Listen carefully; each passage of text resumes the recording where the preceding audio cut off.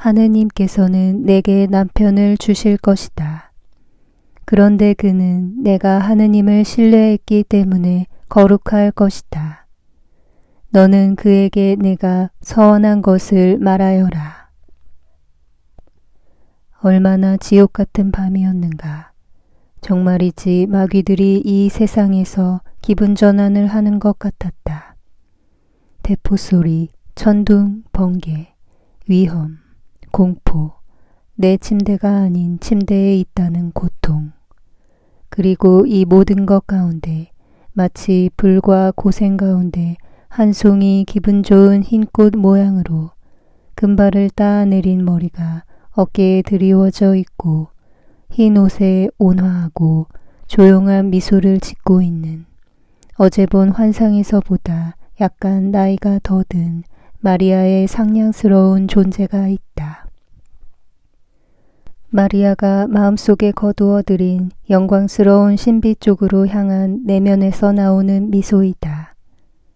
나는 이 아름다운 환상을 이 세상에서 벌어지고 있는 잔인성과 비교하는 것으로 밤을 보내면서 중상을 하는 증오 앞에서 부르는 사랑의 살아있는 노래인 어제 아침에 그분의 말씀을 다시 생각하였다. 오늘 아침에는 내 방의 고요 속으로 돌아와 이 광경을 목도하였다. 마리아는 여전히 성전에 있다. 지금 마리아는 엄밀히 말해서 다른 동정녀들과 같이 성전에서 나온다. 아름다운 황혼의 아주 새빨간 환경 속에 향냄새가 터지는 것으로 보아 어떤 의식이 있는 모양이다. 약간 애조를 띤 하늘이 마치 청명한 10월처럼 예루살렘의 정원들에 내리덮이고 그 정원들에는 멀지 않아 떨어지려는 나뭇잎들의 황갈색이 올리브 나무들의 은빛 또는 초록색의 노랗고 빨간 반점을 찍어놓고 있으니까 늦가을인 것 같다. 꿀벌떼라고 말할 수 있을 동정녀들의 무리는 뒤에 있는 작은 마당을 건너지르고 계단을 올라가고 어떤 작은 문을 지나 덜 화려한 네모 반듯한 다른 마당으로 들어가는데 그곳에는 동정녀들이 방금 들어간 출입구 외에 다른 출입구는 없다. 그것은 성전에서 쓰는 동정녀들의 작은 거처로 들어가게 되어 있는 마당인 모양이다. 각 처녀가 마치 비둘기가 제 둥지를 찾아가듯이 자기의 독방으로 향하여 가기 때문이다. 모였다가 헤어지는 비둘기들이 날아가는 것 같다. 모두들이라고 할 수 있을 만큼 많은 처녀들이 헤어지기 전에 작은 목소리지만 기쁘게 서로 말을 한다. 마리아는 말을 안 하고 있다. 다만 다른 처녀들과 헤어지기 전에 그들에게 다정스럽게 인사를 하고 나서 오른쪽 한 구석에 있는 그의 작은 방으로 향한다. 그 방으로 어떤 여선생이 마리아를 찾아왔다. 그 여자는 파누엘의 딸 안나처럼 늙지는 않았지만 벌써 나이가 많다. 마리아야, 대사제님이 오라신다. 마리아는 약간 놀라서 여선생을 쳐다본다. 그러나 질문은 하지 않는다. 마리아는 이렇게만 대답한다. 곧 가겠습니다. 마리아가 들어가는 큰 방이 사제의 집에 딸린 것인지 또는 성전에 고용된 여자들의 아파트의 일부인지 모르겠다. 내가 아는 것은 그 방이 넓고 매우 환하게 불이 밝혀지고 대단히 잘 정돈되어 있으며 즈가리아와 파누엘의 딸 안나가 화려한 옷을 입은 대사제와 거기에 같이 있다는 것이다. 마리아는 문지방에 이르러서 허리를 깊이 굽히면서 인사를 한다. 그리고 대사제가 마리아야, 앞으로 나아오너라. 무서워하지 말고 하고 말할 때에야 비로소 앞으로 나아간다. 마리아는 몸을 다시 일으키고 천천히 앞으로 간다. 민첩하지 않아서가 아니라 본능적으로 무엇인지 모를 엄숙함으로 그렇게 해서 그를 더 여인답게 보이게 한다. 안나는 용기를 주려고 마리아에게 미소를 보내고 스가랴는 인사를 한다. 사촌 동생아, 너에게 평화가 있기를. 대사제는 주의 깊게 마리아를 살펴보더니 스가랴에게 말한다. 이 처녀에게서는 다윗과 아하론의 혈통이 분명히 나타나 보이는군요. 딸아, 나는 내 우아함과 착함을 안다. 내가 날마다 하느님과 사람들의 눈에 지식과 은총으로 자랐다는 것도 안다. 하느님의 목소리가 내 마음에 가장 다정스러운 말씀을 속삭인다는 것을 알고 내가 하느님의 성전에 꽂히고 내가 성전에 있은 다음부터는 증언대 앞에 셋째 케루빔 천사가 있다는 것을 안다. 그리고 내 생활의 향기가 날이 새로 시작될 때마다 계속 향과 더불어 올라가기를 원한다. 하지만 율법은 다른 말을 하고 있다. 이제 너는 어린 소녀가 아니라 한 여인이다. 그런데 이스라엘에서는 어떤 여인이든지 아들을 주께 바치기 위하여 아내가 되어야 한다. 너도 율법의 계명을 따라라. 두려워하지 말고 얼굴을 붉히지 말아라. 나는 내가 왕가의 후예임을 잊지 않고 있다. 각 남자에게는 같은 혈통의 여인이 주어져야 한다고 명령하는 율법이 벌써 너를 보호하고 있다. 그러나 이 규칙이 없더라도 나는 내 혈통의 고귀함을 훼손하지 않기 위해서 그렇게 할 것이다. 마리아야, 내 가문에서 내 남편이 될 만한 남자를 아무도 모르느냐. 마리아는 수줍어서 새빨개진 얼굴을 든다. 그의 속눈썹에는 첫 번째 금강석이 반짝이고 마리아는 떨리는 목소리로 대답한다. 아무도 없습니다. 이 애는 아주 어려서 여기 들어왔기 때문에 아무도 알 수가 없습니다. 그리고 다윗의 가문은 너무도 박해를 받아 흩어져서 그 여러 분파가 모여서 왕가의 종려나무에 새로운 손을 나오게 할 수가 없었습니다. 하고 스가랴가 말한다. 그러면 선택을 하느님께 맡겨드립시다. 그때까지 참았던 눈물이 솟아나와서 떨리는 입까지 흘러내리고 마리아는 여선생에게 애원하는 눈길을 던진다. 마리아는 주님의 영광과 이스라엘의 구원을 위해 자기를 주님께 바치기로 약속했습니다. 글을 겨우 떠듬떠듬 읽을 줄 아는 어린 나이에 지나지 않았지만 벌써 서원으로 매여 있었습니다. 하고 안나가 마리아를 돕기 위하여 말한다. 내 눈물은 그러면 그 때문이었느냐. 율법을 거역하려고 그런 것이 아니고 그 때문이지 다른 이유는 아무것도 없습니다. 주님의 사제님께 순종합니다. 이것으로 내가 내게 대해서 들은 모든 말이 확인되었다. 몇 해 전부터 동정에 몸을 바쳤느냐. 처음부터라고 믿습니다. 내가 아직 성전에 오지 않았었는데 벌써 저를 주님께 바쳤습니다. 하지만 지금부터 12년 전에 내게 와서 들어오기를 청한 어린아이가 내가 아니냐. 저입니다. 그런데 어떻게 그때 벌써 내가 하느님께 속해 있었다고 말할 수 있느냐. 지난 날들을 뒤돌아보면 제가 하느님께 바쳐진 것을 다시 만나곤 합니다.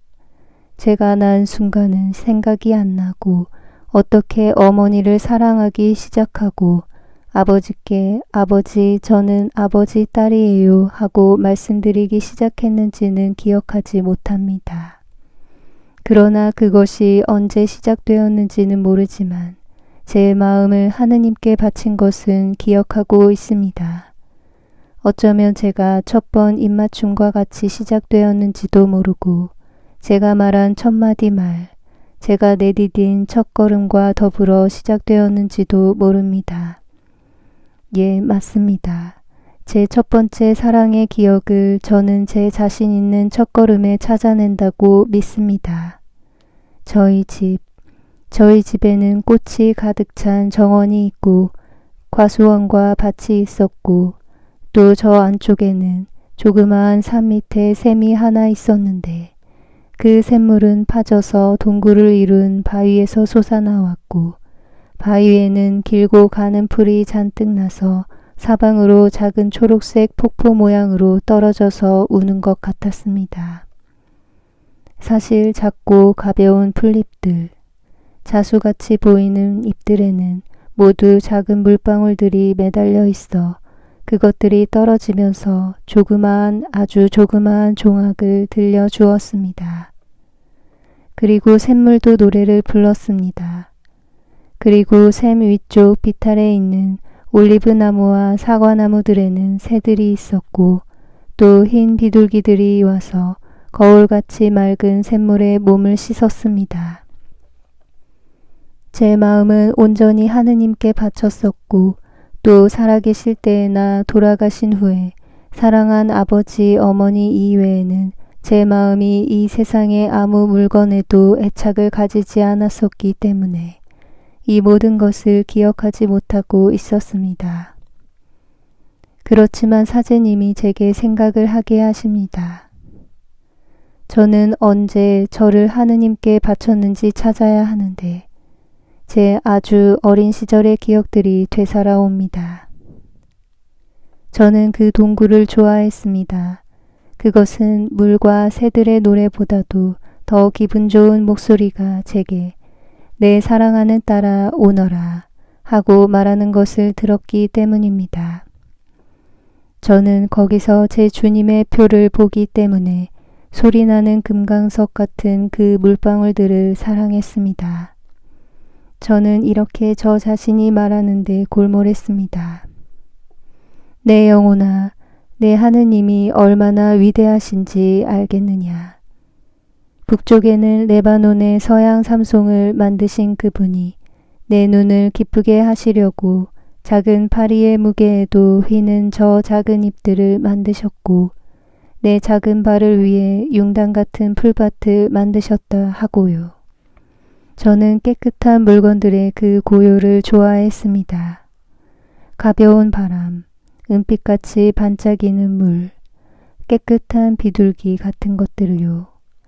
저는 그 작은 동굴 위에 감도는 평화를 사랑했습니다.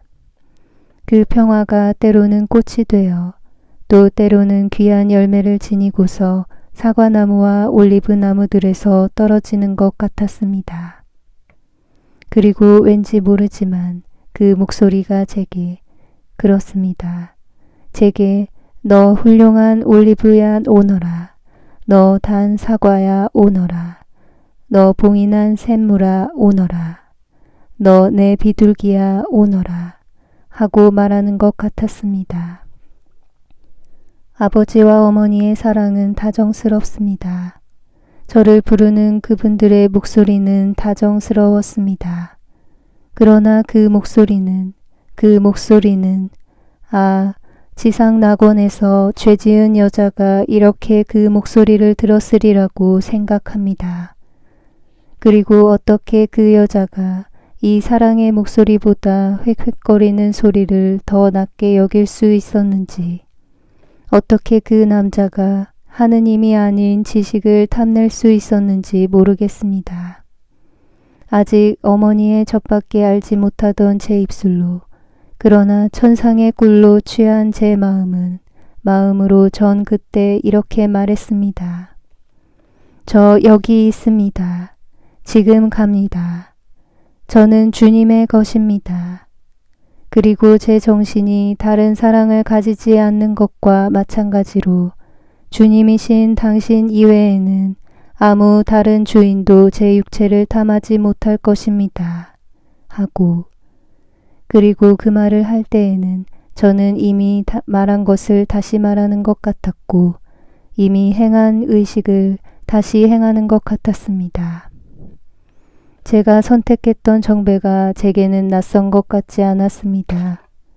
제가 벌써 그분의 사랑의 열렬함을 알았었고 제 눈이 그분의 빛에 훈련되어 있었고 제 사랑하는 능력이 그분의 품 안에서 발달했기 때문이었습니다. 언제 그랬을까요? 그것은 모르겠습니다. 이 생 밖에서라고 말씀드리겠습니다. 그것은 제가 항상 주님을 모시고 있었고 주님은 저를 항상 차지하고 계셨다는 느낌을 가지고 있었고 또 제가 있는 것은 주님 자신께서 당신의 성령의 기쁨과 제 기쁨을 위하여 저를 원하셨기 때문이라는 느낌을 가졌었기 때문입니다. 이제는 사제님 순종하겠습니다. 그러나 제가 어떻게 해야 하는지 말씀해 주십시오. 이제 제게는 아버지도 어머니도 안 계시니 사제님이 저를 인도해 주십시오. 하느님께서 내게 남편을 주실 것이다. 내가 너를 하느님께 바쳤으니 거룩한 남편을 주실 것이다. 남편에게 내 서원한 것을 말하여라. 받아들일까요? 그러기를 바란다, 딸아. 그가 내 마음을 이해할 수 있도록 기도하여라. 이제는 가거라. 하느님께서 항상 너와 같이 계시기를 바란다. 마리아는 안나와 함께 물러가고 스가리아는 대사제와 같이 남아있다. 환상은 이렇게 끝난다.